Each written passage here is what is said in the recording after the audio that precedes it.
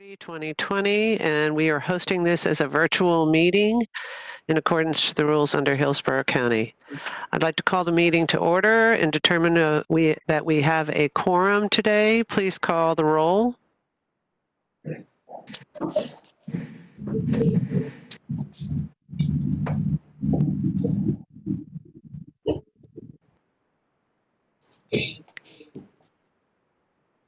Heidi?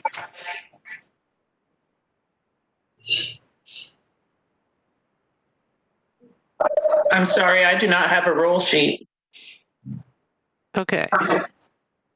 Heather, do you have a roll sheet that we could utilize to call the roll?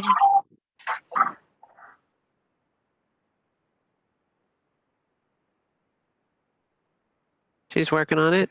In the meantime, I want to say hello to everybody. And it looks like we've got pretty much everybody on the board here. So I'm going to assume that we have a quorum. And Deborah, if you could double check that for us as we move along, that will be great. Currently, we are on docket for several items today. So what I'd like to do is entertain approval of the minutes from from our last meeting, which was June 24th. Santiago Carrata, so moved. Julie Holt, Okay. second. Excellent. We have a motion by Santiago Carrata and a second by Julianne Holt. I will need a roll call vote. So, Deborah, could you assist us in that? And we cannot hear you.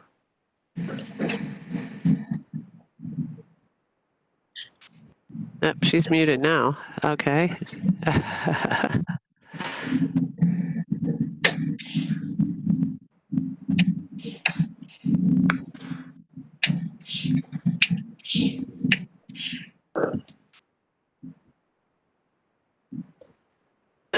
Try saying something. Nope, we can't hear you. Okay. All right, everybody raise your hands that is in favor. 1, 2, 3, 4, 5, 6, 8. Looks like it's unanimous. Okay, thank you very much. For the purpose of the transcription, all approved. And no one opposed. Okay, before I turn the meeting over to Dr. Curry, I'd like to remind our members that the commission, that any agreement that we put forth with the NFL will need to come to a future Board of County Commission meetings as an agenda item for discussion and ultimate approval. And so before she talks about the proposal and we review any of the issues associated with it, I will look to, after our discussion, look to entertain a motion to approve the proposal and authorize the chair, me, to work with the county administrator and her staff to facilitate the process so that we can move this along in an expedited fashion. So with that, Dr. Curry, you have the floor. Take your mic off. On. Realize it was off. It's the 2020 theme. You're on mute. Okay. So you all have the document, and then I sent a revision today after speaking with a member regarding one of the items in the budget proposal. So what I've got here is a three-pronged approach. And so the way that I developed it in conversation with the members was the first step, of course, is the increasing public awareness. And this component of it is really about, it's the training endeavor, it's the campaign, it's really growing the awareness and visibility of the work that we're doing. The second piece of this is coordination of services and resources. And our Services and Resources Committee, you'll hear a brief update soon from them. But it's really trying to make sure that we have a comprehensive and up-to-date inventory of services and resources so that as we launch the hotline with the Crisis Center, they know how to triage those calls, whether it's actual victims of human trafficking or reports of suspected incidences. And the final, of course, is streamlining the communication for reporting and investigations. And that's really making sure that the folks who are on the ground, our law enforcement folks, as well as our services and resources folks, have the ability to really accurately assess the situation and respond in a timely fashion. They're already doing a fantastic job. So this is really just making sure that we offer the capacity to increase that. And then the request from the NFL will be for the campaign primarily. So we've requested $125,000. That will go toward it's a penalty campaign, which is the targeted campaign. To remind you guys, that's the one that's specifically oriented toward the Super Bowl. So they come in, they do incredible work, but when they go, the materials may stay, but the campaign shift toward our sustainable campaign that we've been talking about. And that's the before, during, and after approach. And this is what Visit Tampa Bay has been working on with their creative group, FKQ. And I'm really excited to, at some point in time, we're going to reveal that to everyone else and have them present that campaign in its totality. So that's where we are with the proposal. You've got a more detailed sketch of that plan, but those are the three major components. Okay, thank you very much for that report. Are there any questions or comments? Okay, not seeing any, and just in case the hand thing is sort of missing or not readily available, if you have a question, please raise your hand. If you have your video on. Dottie Grover Skipper, you're recognized. Yes, actually, I just want to know what's the anticipated turnaround time if the NFL accepts our proposal. How much time would we have to work with the funding that they are going to allot to us? So what we'd like to do is see a November 1 launch of both campaigns concurrently. So now we've organized it across those campaigns to make sure that they're not stepping over each other's feet in order to get the message out there. But we'd like to see a November 1. We want this to be well in advance of the Super Bowl so that it goes through and beyond. I think It's a Penalty stays through February, if I recall correctly. They're here for 2 weeks afterward, if I remember correctly. But that's the goal, is to move this out very quickly. We've had an amazing feedback set of responses from our Survivor Advisory Committee. They've done a great job reviewing that campaign and really giving some important and substantive feedback. Excellent, thank you. Any other questions? So if there's no other questions or no objection, I'd like to entertain the motion I described earlier. Do I have a motion? I have a motion by Public Defender Julianne Holt. Do I have a second? I'll second it. Okay, I actually second by multiple folks, but I think that was Dottie Grover Skipper and Santiago Carrada and Kevin Durkin, I believe, maybe. Okay, so with that, everybody raise your hands if you're in favor. Any opposed? Motion carries. Excellent, excellent. I like it when it all comes together nicely. With that, we've got the chair's report, and I'm just have a brief comments, but also some reminders. Because we need some good news, in our county, I requested an additional $125,000 be added to Hillsborough County's budget for the human trafficking initiatives for fiscal year 2021. And that was approved during our budget meeting. Woohoo! And I'm thankful to my fellow county commissioners for approving the additional funding that we all know is desperately needed. This commission and the county continues to work to meet our commission's goals, as well as acting as the convener for the Super Bowl. So we have a pretty heavy agenda for the next, not only 6 to 8 months, but also the next year. So I can't tell you how much I appreciate everybody's work on this. So the committee work that you're doing is going well. And with Dr. Curry's leadership in helping steer this big ship that we've got moving across the Hillsborough area and the South region, it's an important thing to consider. We do have a team working with us now from many different departments within the county, and I'd like to thank Dr. Curry, Brandon Wagner, Scott Stromer, Deborah, who's on our call, and I always mess up your last name, so I'm not going to go there, but thank you very much, Deborah, whom I might add has been recently promoted to Chief Assistant Accounting Attorney. So not only is she helping us, but she's got a bigger plate than she had before, so congratulations. And so many of our staff members, along with the county administrator, have really supported this effort moving forward, and I want to thank our fellow board members for all the time and effort that you've put into this commission and its subcommittee. I know that there are a lot of unknowns known right now with the pandemic and what's going on with opening up the state, where we are with the virus is still alive and well in our community. But all indications that it does appear as though a Super Bowl, we are going to have one, and we must continue our task to raising the awareness of human trafficking in large events, specifically in our case, the mission of protecting our citizens and being able to be successful in prosecuting those that violate and conduct crime in our communities. So composing this campaign has been one of our highest priorities, and we are well on our way to finishing that project. The only thing I'd like for you all to do is write down October 6th, 2020. The state is having its Human Trafficking Summit. It will be a virtual event so that you can attend. If you haven't already registered, you need to make sure that you reach out. The website is 2020 Human Trafficking Summit, and register. And then if you are interested in receiving a certificate, you'll need to contact Catherine Gomez with the state. And when you register, you'll get an informational email on the login information to be able to attend virtually. It begins at 9 o'clock in the morning, and last year I attended. It was a fabulous series of workshops, presentations, having not only a clear understanding of how the state is moving forward, but how we can actually work with the state on achieving our mission and accomplishing our objective.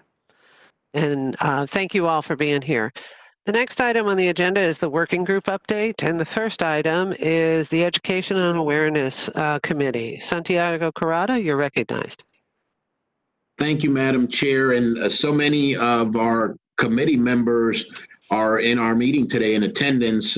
We've had quite a few meetings since our last full board meeting, and our conversations have really been about the creation of information and education that will be a part of our campaigns, and how we make sure that all of those campaigns have synergy. It's a penalty. Don't buy it, Tampa Bay. Tampa Bay doesn't buy it. The work we're doing, Chief Burkhaw and I, with our Airbnb properties and how they're going to train their hosts. So we've had lots and lots of conversations about not only the development of this content, and I'm hoping that very, very soon we're going to have an unveiling of some of the work that's gone on with the agency that is really working to make sure that there's a symbiotic relationship with what goes on right before, during, and after the Super Bowl, and then in perpetuity, and how it's a regional approach to handling this very, very difficult situation. So I want to make sure that we have buy-in from our nearby counties on the content and its distribution. Our Madam School Board Member Perez has been on our calls on how we engage with education, not only in our public school system, but our charter schools, as well as secondary education. You know, we realize that maybe some of those young people that are in secondary education may indeed become even victims of this problem. So lots of conversations, lots of work. And then we've even delved into, you know, how we push this content to distribution and how we get that content out there, not only as far as billboards and radio announcements and television, et cetera, but how we get that into the heart and soul of our community. So we have the support of our community members in not only catching these instances, but reporting those, so that then we have the enforcement that needs to follow. So I think, you know, for brevity's purposes, I can tell you the committee's been working very, very hard. I think we're going to have a product here that, as Dr. Curry already mentioned, has had some input.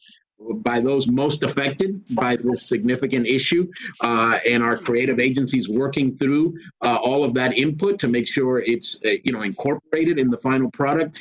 And thank you, Madam Chair, for getting that funding, not only for the creation of the content, but also for those ad sales that we're going to have to buy to get this messaging out there into our broader community and nearby county. So thank you so very, very much.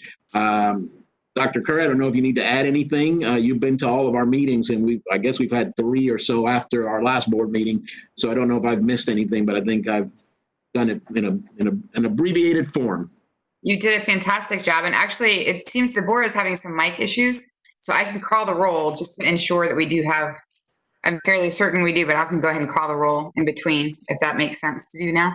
I think we're good. I see pretty much everybody. Connie is going to be late unless she's already here. Okay. Well, I think we can go without it at this point. I see everyone on the screen, and if we could just make sure the clerk, for the purposes of the meeting, recognizes all those that are here, that will be of great assistance. And Santiago, I can't, I'm sure Dr. Curry and I, but neither of us can thank you enough. That awareness, which I failed to remember to mention in my chair's report, is also I'm pushing that through HEART. They have recently, they've got a grant for human trafficking, and I'm working with them and making sure that they are not only aware of what we're doing, but how they can help facilitate not only training their operators and their workforce, but also in making sure that they are prepared for the Super Bowl, as well as being a good partner in that effort. Unless there are any other items as it relates to education awareness, I'd love to get a report from Iris Valdez-Corey regarding the Services and Resources Committee, or work group rather. Iris? Yes, thank you. We're currently working on identifying the needs of the human trafficking victims. We're connecting with agencies who work closely with these victims, as well as survivors who can assist us in identifying their needs. The information that they're going to be providing to us will be pertinent as we... I'm sorry, can you hear me? Hello? And so just be patient here. I can hear you just fine. Yep, go ahead. Okay. So the information that they are going to be providing us is going to be pertinent, and as we move forward in pulling together a referral and resources directory of existing services that will be offering emergency, transitional, and or long-term services to the victims and survivors and at a local level. And additionally, we're also reviewing other existing directories to identify other potential agencies who can provide the needed services. Our second priority is in tailoring and polishing the vetting forms for the external agencies within our community that are going to wish to participate and partner with us during the Super Bowl, as well as on an ongoing basis. And what we want to do is ensure that these agencies are wishing to partner, have sustainable long-term goals, as well as are committed to offering continued support to the person seeking their services. Excellent, excellent. Thank you very much for that report. It's great. As you can tell, each of the work groups are working very hard at accomplishing their goals, and I truly appreciate that. Within the next item on the work group report is communications and media, and Dottie Grover Skipper is the chair of that working group. Would you like to provide your report, please? Absolutely. First, I want to thank Rob Staley for taking such amazing notes at our last meeting. So thank you, Rob. I don't know if he's on this call or not, but our committee had just very, very great conversation distinguishing our purpose in our working group versus the Education and Awareness Committee, because the two overlap greatly, and the need to work together collaboratively to get things done is crucial. So we really came to the conclusion that our committee is charged to relay and promote the educational messaging of the Education and Awareness Working Group. And really, we pick up where the Education and Awareness Working Group leave off. They develop the content, and we help promote and push out and disseminate the information. So there was robust discussion about that, just to make sure we were clear on what our purpose was. And we got there, which was great. We also developed a robust list of additional community stakeholders, and a couple of them I see are on our call today, which is fantastic. And we will be meeting in early October, our working group, to view the campaign from FKQ that Visit Tampa Bay is working with very closely, and generate additional ideas for visibility and distribution. So that's that kind of is a recap and summary of what we've been working on.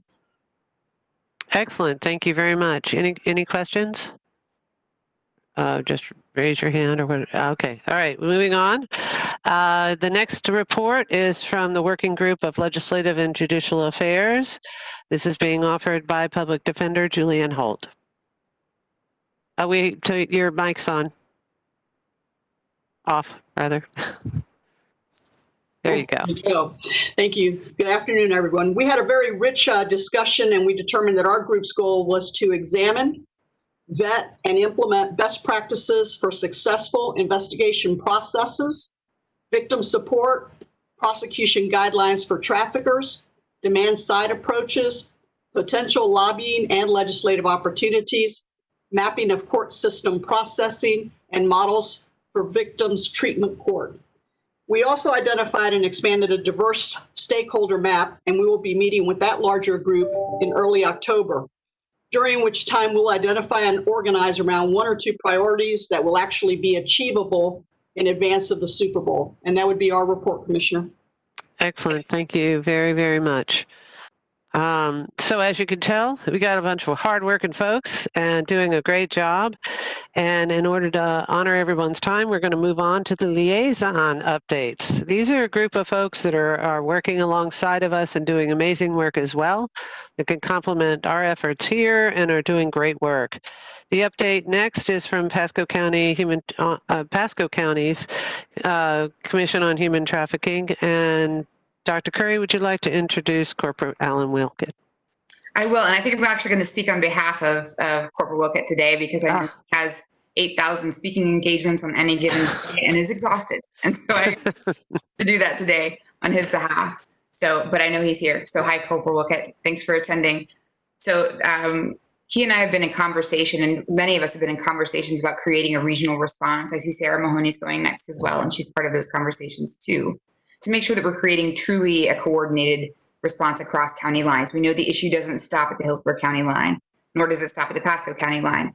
So as you heard Santiago talk about a few minutes ago, this is really an effort to make sure that we're on the same page. So Corporal Wilkett was generous and gave me a brief update. And where they are right now, their awareness campaign will begin November 1st, with Tier 1 and Tier 2 businesses being contacted for registration and specialized training. And those of you who were able to attend may recall that the mapping project that they came up with with their group, INA Technology, creates a map along the corridors where human trafficking heat spots really are critical. And so the Tier 1 businesses are those kind of 24-hour businesses, Denny's, 7-Elevens, organizations like that, where they can really train those, the folks who are on the ground there, the employees, the management and staff who are there. And so all tiered businesses have been identified and mapped in the county and have been strategically prioritized for contacts. So the Tier 1 are the most urgent.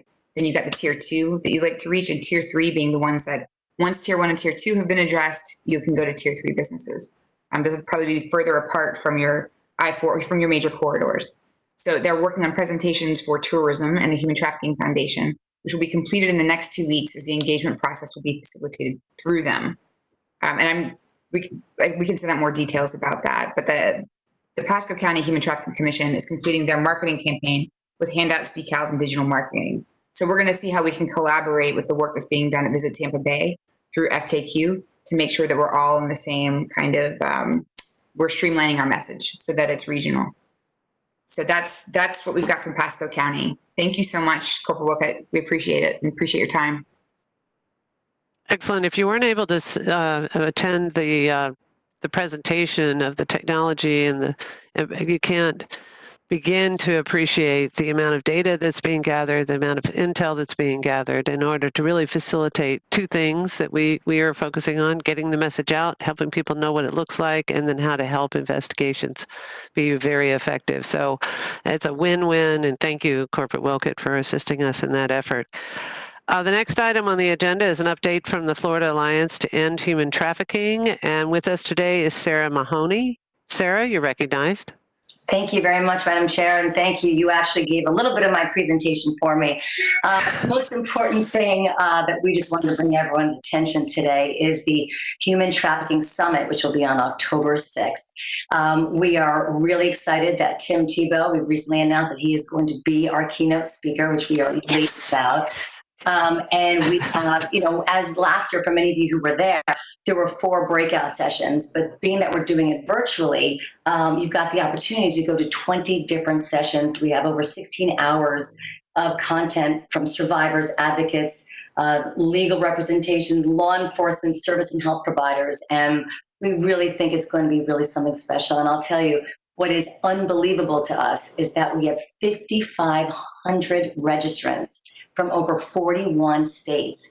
And I think it really speaks to what is happening in the state of Florida. We are truly being recognized as leaders and a model in how to fight human trafficking. And we are just really excited about this summit. Nobody in the nation has ever done anything like this. And there is still time to register. So for anybody who has not registered yet, it's humantraffickingsummit.com. It is going to start, they're going to start broadcasting at 9 a.m. on the 6th, and it's going to run for several months. So you have a lot of opportunity to see all of the content. If you have any questions, certainly feel free to give me an email, and I'll put you in touch with whoever you need to speak to. But we just want to let you know we're beyond excited, and this is going to be really, really something spectacular. So thank you for giving me the opportunity to mention it. Thank you. Thank you, Sarah. I'm very excited about this summit. Like I said, I went last year. Dr. Curry and I were both there, and actually several people on our committee, I believe, were also in attendance. You learn so much, and you make some great relationships, and having it available to watch it at a later date if you're not able to actually attend that day is a real value, because a lot of us have multiple meetings all day long. So thank you so much for arranging it in such a way that we can attend, and especially when there's always 2 sessions you want to go to that are at the same time. Yeah. So I love it that we can actually accomplish a better conference experience by doing it virtually. It's a great way to do it. Next on the agenda is an update from the Tampa Bay Human Trafficking Task Force. Now, these folks are tasked with a different course of mission, but alongside of us, and we rely on them heavily. And the presenter for that is Assistant Chief Lee Burkaw. Good afternoon, and thank you, Commissioner. For those of you that don't know what the Tampa Bay Human Trafficking Task Force is, it's a collaboration of local, state, and federal law enforcement agencies with organizations working to protect and provide services for victims of human trafficking. The 3 focus areas for this task force are education, rescue, and enforcement. And the geographic area is the Middle District of Florida and all the law enforcement agencies within. So it would be basically every law enforcement agency, federal, state, and local within the Tampa Bay area. So my lead for that task force is Detective Andrea Hughes, who is also my lead for the Super Bowl Sub-Trafficking Committee. I also attend those meetings when I'm available. And I think it was, Commissioner, that you mentioned HART. That task force is also working with HART. So we'll probably need to coordinate our efforts, if we aren't already, in the messaging and awareness that we're working with HART. We're also working with TIP 411 for all agencies. That task force has a grant, and they utilized a portion of that grant money to pay for TIP 411 for the entire region during the Super Bowl. So that'll be our avenue that we'll be using for soliciting tips before, during, and after. And let's see what else I have on here. Extensive training that we've done with this task force. We've done advanced law enforcement training with the International Association of Human Trafficking Investigators. We've had several conferences scheduled with law enforcement and numerous meetings that we've had. Santiago mentioned Airbnb, that we're working with them. We actually have Airbnb scheduled for the next meeting there to present what they're doing, so law enforcement can be on the same page and have a liaison with Airbnb. So this task force meets every month, and typically the same members that are on this task force are also on the Super Bowl task force, so kind of a cross-reference over. And that's basically the quick highlights of that meeting. I know Major Jeffrey Harris is on here too. He also is our co-lead for the Super Bowl task force. So I think we have on every different task force and committee cross-references on this board, which helps us out with the communication and ensuring that we're all on the same page. So unless anybody has any other questions, that will end my report. Excellent. Thank you very much, Assistant Chief Burkoff. Having law enforcement have its own mission accomplished by really working with on the legal enforcement and investigation side and working alongside of us is critically important. Our training was developed by the international investigators. I always get all the little letters kind of all mixed up, but same group, same message. And the good news is it's yours is just specifically designed for law enforcement, and that's excellent. Dr. Curry, you wanted to say something? Not related to this, but Deborah just called me and let me know that we actually do need to do a roll call vote on that earlier vote. So I can do that really quick. She's having problems with her mic. Okay. And I unfortunately don't have Heidi, the court reporter who's here. I don't have your email. So I'll go ahead and roll through that really quick. Okay, great. Thank you. So on the motion, okay, we've got some feedback somewhere. On the motion that was offered, I think it was moved by Santiago Grado, and the second was by Julianne Holt. Please take the roll call vote. Okay. Just say yes when your name is called, since it was unanimous. Commissioner Overman? Yes. Major Harris? Yes. State Attorney Warren is not with us. Kathleen Kemke? Yes. Chief Burkoff? Yes. School Board Representative Karen Perez? Yes. Tina Smith?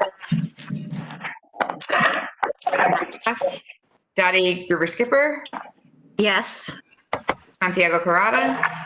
Yes. Jennifer Meister? Yes. Rena Taylor, if you're there?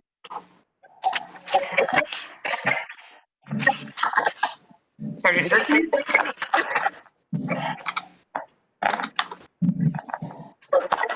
Yes. Okay. Come back to you. Charles Clerk? Yes. Iris Valdez Corey? Yes. Chief Judge Ficarotta? Yes. Public Defender Holt? Connie Rose is not with us. Liz Gutierrez? Yes. Captain Staley? Captain Staley? Corporal Baker?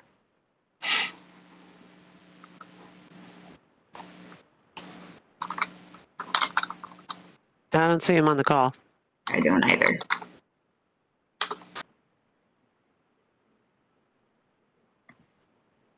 Who are we missing? Tina Smith, Rena Taylor, Captain Staley, Corporal Baker, and Connie Okay. Rose. Okay. Any other board members that did not hear their name called? Please. I'm new. Ellie Kane. So Ellie, thank you. You're actually not a voting member, but it's good to see you again. Okay, so motion passed unanimous for those that were actually attending the meeting. Thank you. Okay, everybody mute their mics again, please. And the next item on the agenda is the International Justice Mission presentation by Jacqueline Willert and Susan Crooks.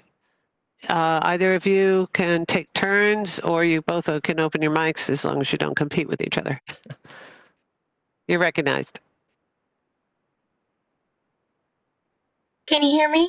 No. Jacqueline, yes, we can hear you. Yes. Thank you. Sorry, it took a minute to unmute. Thank you so much for having me. Good afternoon to the commission, and thank you, especially Dr. Curry, for inviting my colleague and myself. So I have the great pleasure of being here to represent. You've muted yourself, unfortunately. Somebody muted her. I just unmuted you. Go ahead. Okay, I didn't touch it. Can you hear me? Yes. Okay, sorry. All right, joys of technology in 2020, yes. So I'm the director and founder at IJM for Team Freedom, which is our pro athlete program, which actually got its start in the NFL among passionate, great champions in the fight against human trafficking among NFL players. Some of you might be familiar with IJM. Just to give you, I'm going to give you just a high-level overview on IJM, talk a little bit about Team Freedom, and then I'll get into the nuts and bolts of what Dr. Curry and I have discussed and ways we might potentially be able to come alongside your great work. International Justice Mission, we're the largest international anti-human trafficking organization in the world. Our model is to partner with local justice systems to end human trafficking and violence against people living in poverty. IJM has been on the front lines for just over 20 years. We were founded by Gary Haugen, our CEO and founder, who's been recognized in multiple places around the world as a hero in the modern day slavery work. And he formerly was with the DOJ. IJM was born out of his experience investigating the genocide in Rwanda as the UN head of investigations. And he came out of that saying, you know, there's all these great things working on behalf of people who are living in poverty, but what about violence? What about human trafficking? What about these experiences, and who is there to actually address that? And that is how IJM got its start. We are now in 27 offices across 19 countries. We're headquartered in Washington, D.C., which is where I am. And we have a bold vision ahead. We just wrapped our vision for the last 10 years, which was to rescue thousands and protect millions and prove that justice for the poor is possible. Our 2030 vision, where we're shifting gears, is to rescue 2 million people, to protect 500 million, and to prove that justice for the poor is truly unstoppable. And it's, you know, as many of us have seen in this space, there's just so many reasons to be encouraged about the fight ahead. So that's our vision. That's a little bit about IJM. We do the field work around the world, but we are based here at home in North America. We have tons of partnerships, great advocacy and legislative team on the Hill, and Team Freedom, which I mentioned, I founded and have the pleasure of directing. It's all North America athletes. So to tell you a little bit, to shift gears here and share about Team Freedom, like I said, we actually launched Team Freedom for the pro athlete community as a result of the tremendous response in the NFL community in particular. We've since expanded to several leagues in the North America space, primarily in MLB. I actually sit on the recently launched MLB and Mlb Players Association human trafficking board that they've established, and I represent IJM there.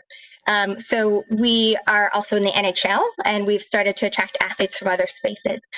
We launched about 6 years ago in the athlete space, and my background before coming to IJM was actually working for almost a decade at the NFL Players Association. So love what y'all are doing around Tampa Bay 55, but also beyond. We share that DNA at IJM with what you're doing on the commission in the long fight, and you know, the forever work. So on Team Freedom, our athletes have raised about $6 million in 6 years for the work fighting human trafficking.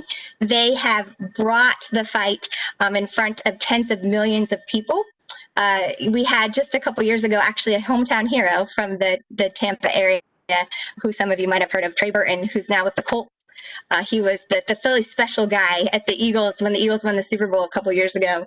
But we have these tremendous leaders who, a group of Eagles that Trey led a couple years ago, actually followed us and supported IJM and the fight against slavery all the way through the Super Bowl campaign, which was pretty amazing.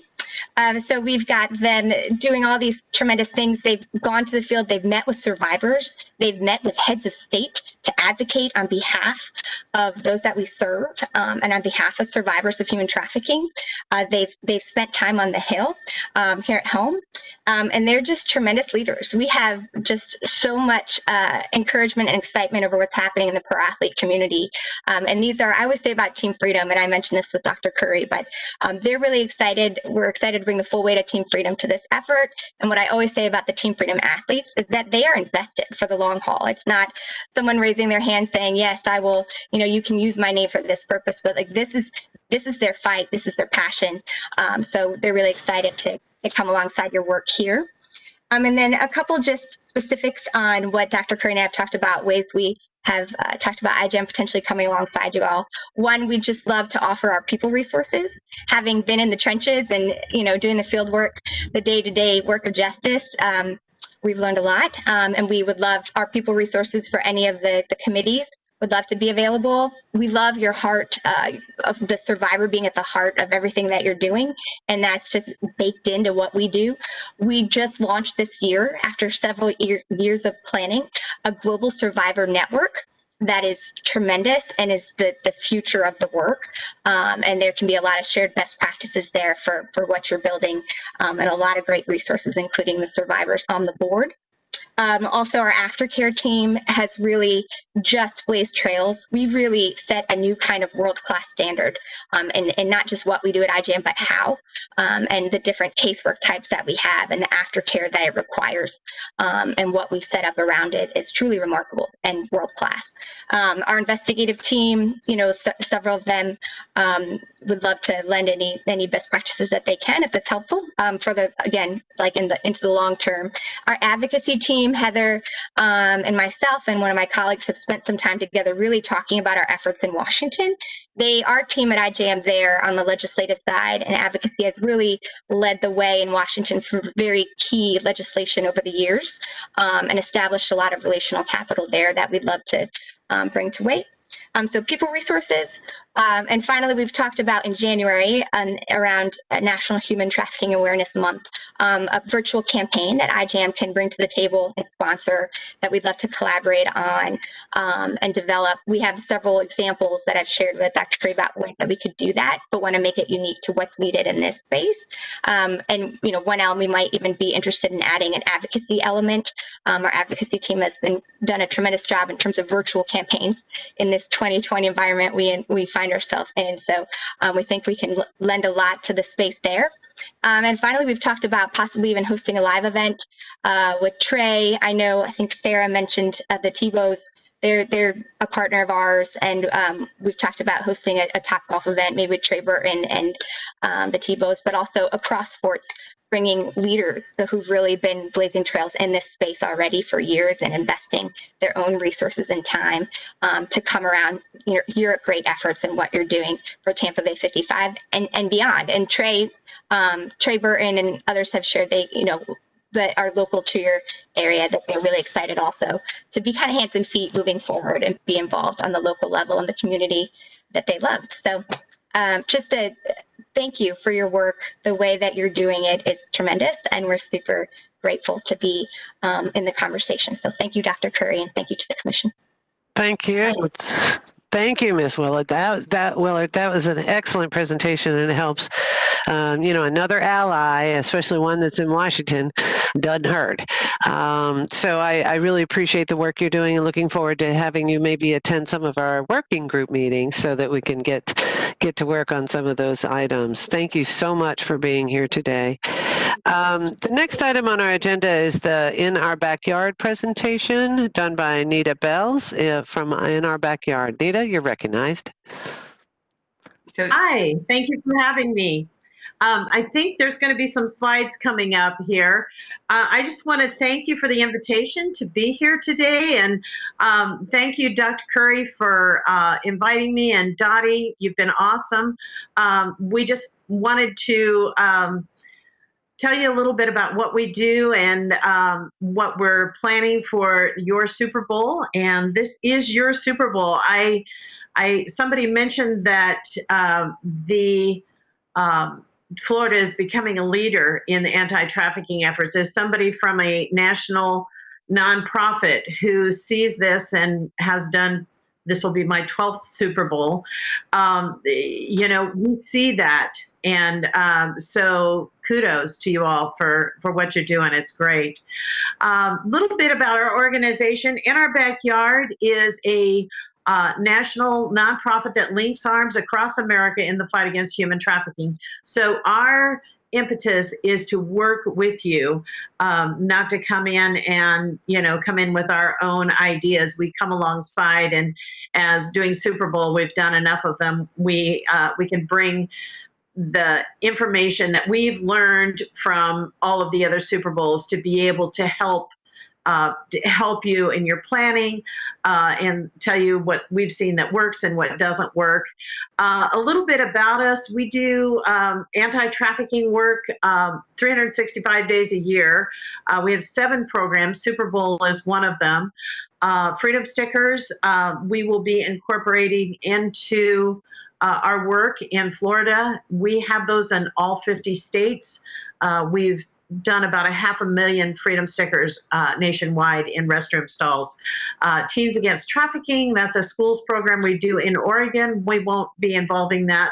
Convenience Stores Against Trafficking, that is a program we have a partnership with the National Association of Convenience Stores, and their officer always comes to our annual event and speaks for a couple minutes.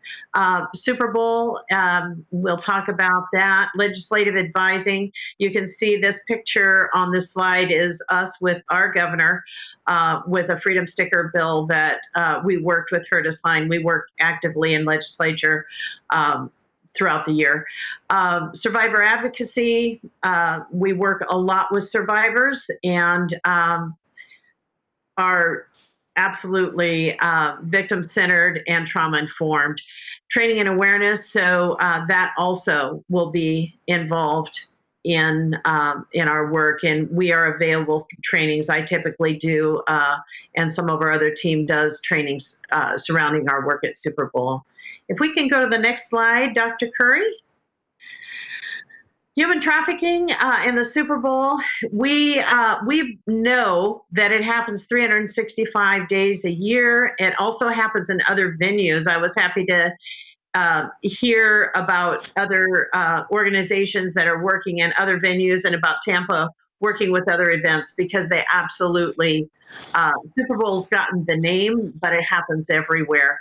We have seen about a 300% increase in ads over the years. That doesn't mean there's a 300% increase in Super Bowl, but we see, we come in about a week and a half before Super Bowl, and we have a component where we are working with law enforcement and working with the ads. And so we do see some increases there and are able to help you out there. We have a team that is led by, and you'll see a little bit about this on our CNN clip here in a minute.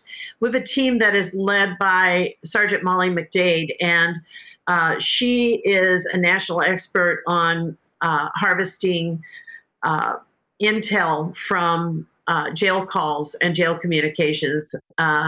So we work with that with law enforcement, Pasco County, multiple officers from Pasco County were in our command post last year about that. And I'm not going to talk a lot about it, but CNN did a little bit on it, so I wanted to kind of touch on that.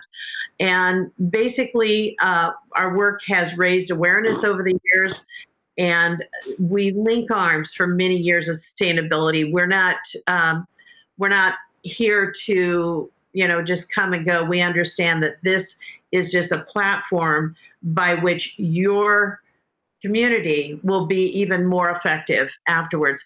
I love this this picture.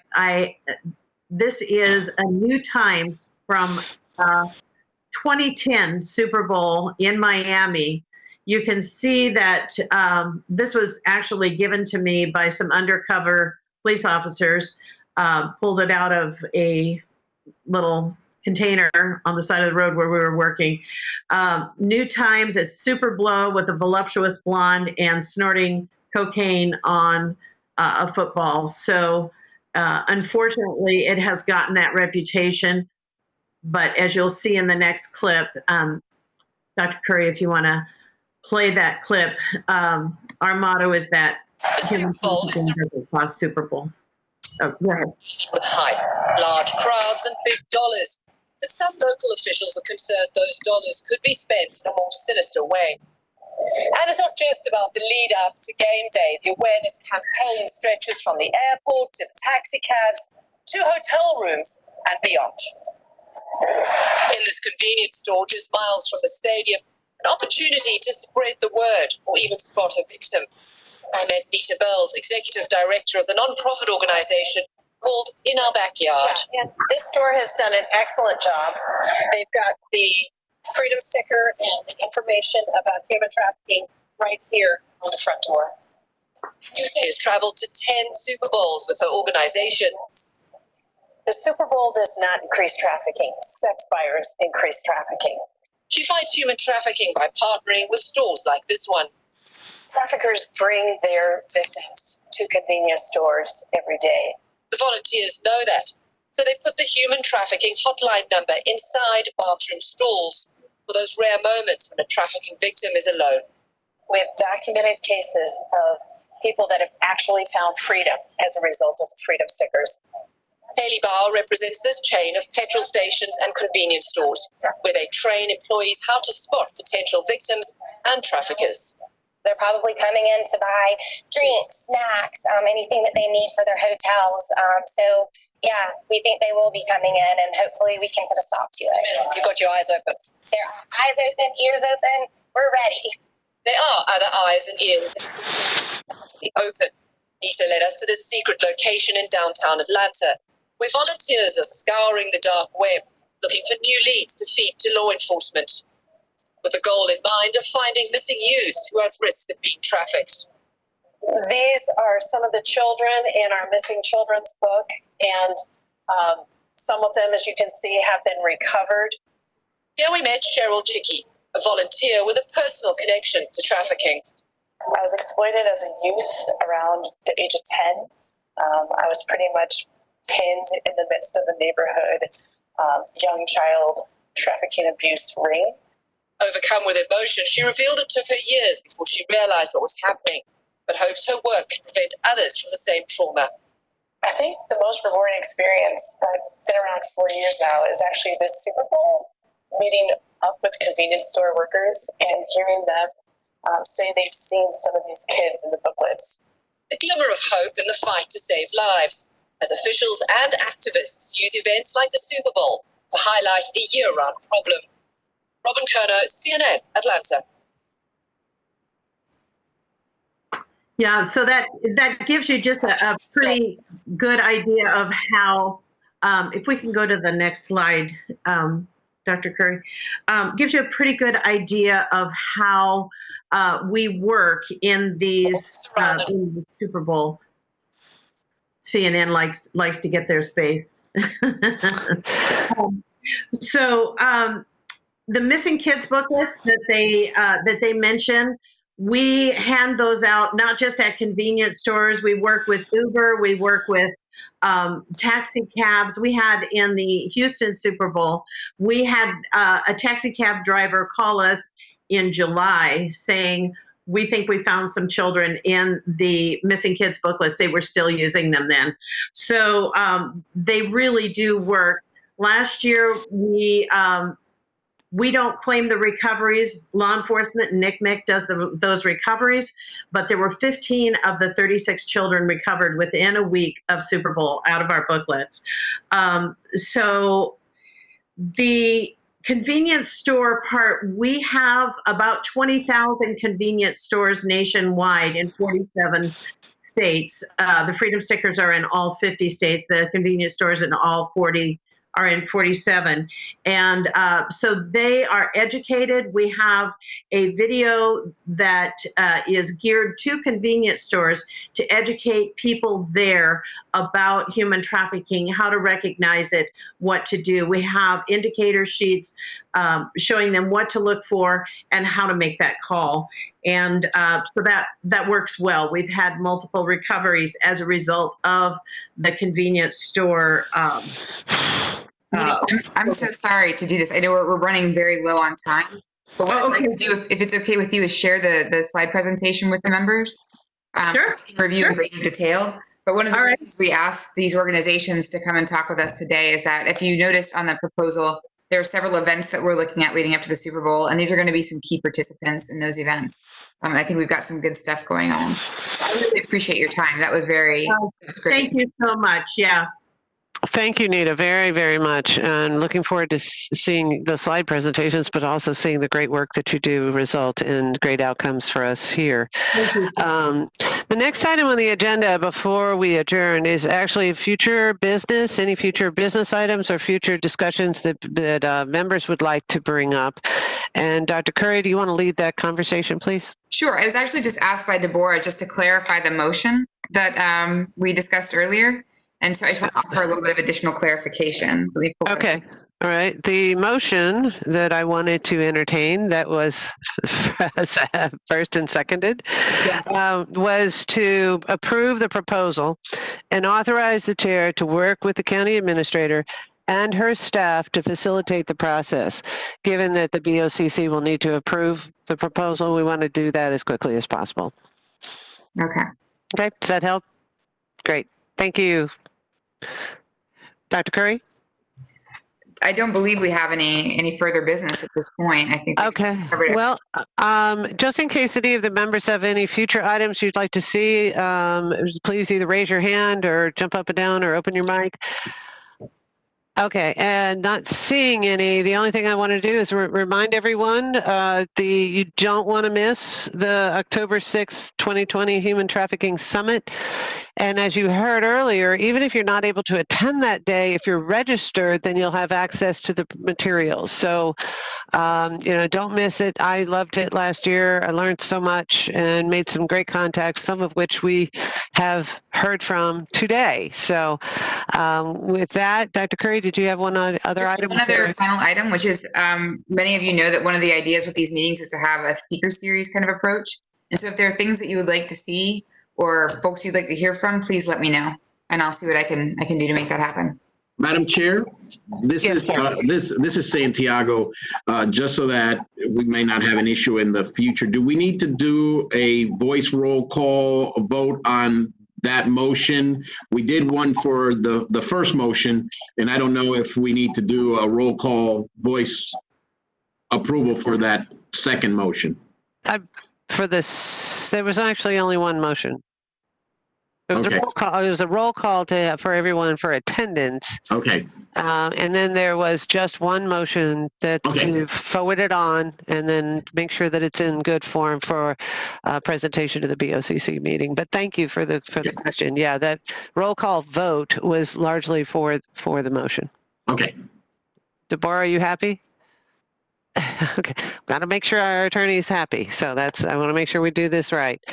Are there any other comments, future business items, additional issues? Seeing none, we made it with 2 minutes to spare. Oh my gosh, it's amazing. And I really do want to thank you all for the work group meeting work that's being done.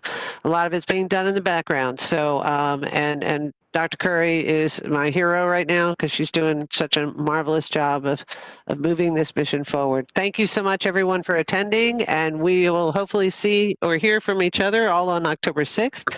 And then our next board meeting will be in December. We're still working out the details on how that works in concert with the the state regional meeting that occurs in that first week. So we'll get more to you then. Thank you so much for attending today. Thanks, everyone. Appreciate it. Meeting adjourned.